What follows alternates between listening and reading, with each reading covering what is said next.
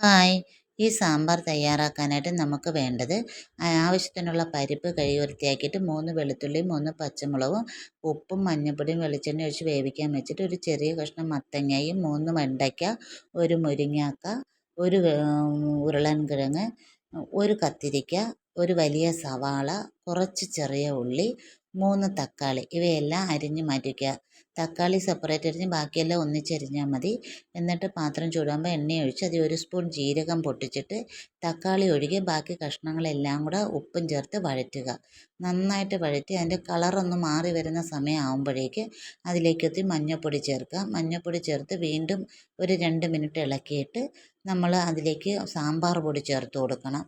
സാമ്പാർ പൊടി ഏത് സാമ്പാർ പൊടി ആയാലും 2 സ്പൂൺ സാമ്പാർ പൊടി ചേർത്ത് അതിൻ്റെ പച്ചമണം മാറ്റി അത് 1-2 മിനിറ്റ് ഇളക്കിയതിന് ശേഷം 1.5 കപ്പ് വെള്ളവും ഒഴിച്ച് ആവശ്യത്തിനുള്ള ഉപ്പും കൂടെ ചേർത്ത് നമുക്ക് വേവിക്കാനായിട്ട് അടച്ചു വയ്ക്കുക.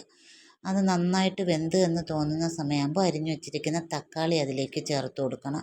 തക്കാളിയും ചേർത്ത് ഒന്ന് ഇളക്കിയിട്ട് അത് വീണ്ടും ഒരു 2-3 മിനിറ്റ് തക്കാളിയും കഷ്ണങ്ങളും എല്ലാം ഒന്ന് വെന്ത് റെഡിയായി വരുന്നത് വരെ അടച്ചു വയ്ക്കുക.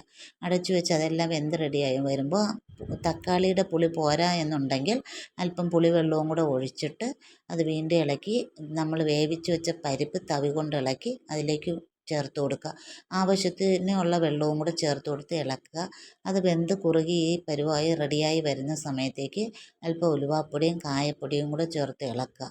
ചേർത്ത് ഇളക്കി അതും കൂടെ ഒന്ന് തിളച്ച് വരുമ്പോൾ നമുക്ക് ഓഫാക്കി മാറ്റിയിട്ട് ഒരു പാത്രം വെച്ച് ചൂടാക്കി കടുക് താളിച്ചാൽ മതി. പാത്രം വെച്ച് ചൂടാകുമ്പോൾ എണ്ണ ഒഴിച്ച് കടുകും ഉള്ളിയും മുളകും കറിവേപ്പിലയും കൂടെ മൂക്കുമ്പോൾ 1 സ്പൂൺ ഉഴുന്ന് പരിപ്പ് കൂടെ ഇട്ട് വറുത്ത് കോരി അതിലേക്ക് ഇട്ടാൽ നമ്മുടെ സാമ്പാർ റെഡിയാവും. എല്ലാവരും ഒന്ന് ട്രൈ ചെയ്ത് നോക്കണേ, വളരെ ഇഷ്ടമാവും. ഒരിക്കലെങ്കിലും ഇങ്ങനെയൊന്ന് വേവിച്ച് നോക്കൂ. ഇഷ്ടപ്പെട്ടാൽ ലൈക്ക് ചെയ്യണേ, സബ്സ്ക്രൈബ് ചെയ്യാൻ മറക്കല്ലേ, ഷെയർ ചെയ്യണേ. എന്തെങ്കിലും അഭിപ്രായങ്ങളുണ്ടെങ്കിൽ കമൻറ്റ് ചെയ്യണേ. ട്രൈ ചെയ്ത് നോക്കണേ.